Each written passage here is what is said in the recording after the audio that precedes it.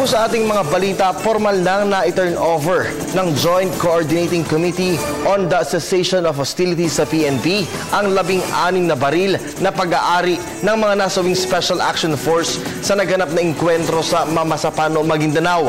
Ang pagsuko ng MILF ng mga nasabing armas ay ituturing na malaking development at magandang simula para naman sa pagsusulong ng kapayapaan sa Mindanao. Ang buong ulat ihatid sa atin ng aming kasamang si Sweden Velado. Mag-uulat mula sa Campo Aguinaldo, live.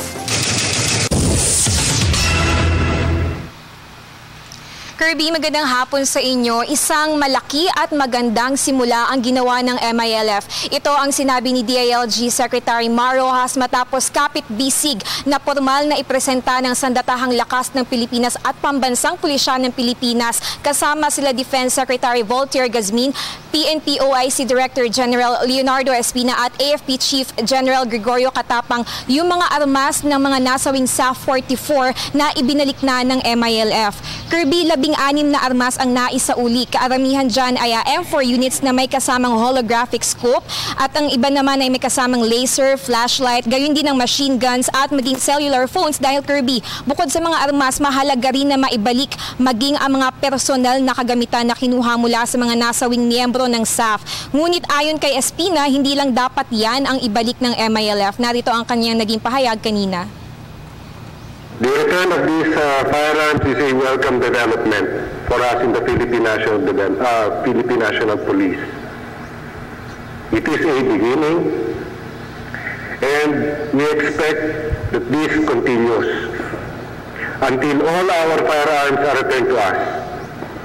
All the personal belongings of our people are returned to us. The uniforms and all the belongings that rightfully belong to our fallen heroes. Secondly, we expect that all the demands and requests that we have given to the other party vis-a-vis the surrender of Basit Usman to the government, as well as all those who will be held and are accountable for killing of my people, our people, will be surrendered by the other party. Kirby, dagdag naman ni DILG Secretary Mar, ang ginawa ng MILF ay magandang first step, hindi lang daw sa pagitan ng MILF at pamahalaan, ngunit maging sa pagitan ng MILF at sambayanang Pilipino. Pakinggan naman natin ang kanyang naging statement tungkol diyan.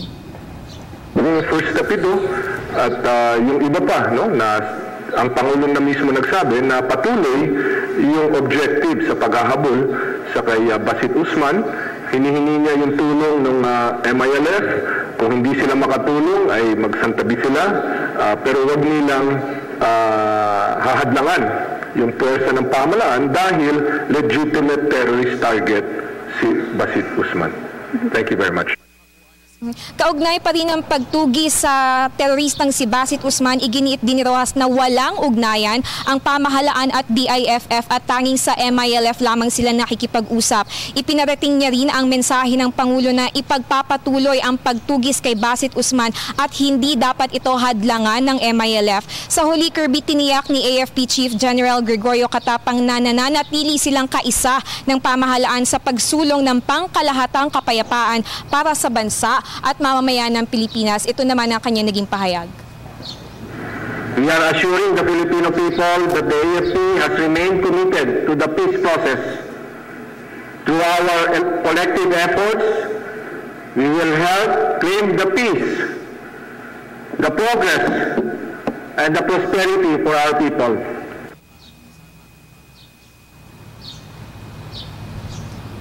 At yan yung mga kaganapan kanina sa formal na presentasyon ng 16 na armas na ibinalik ng MILF sa AFP. Yan din ang mga balitang aming nakalap mula rito sa Camp Aguinaldo at para sa Telebisyon ng Bayan, ako si Sweden Velado.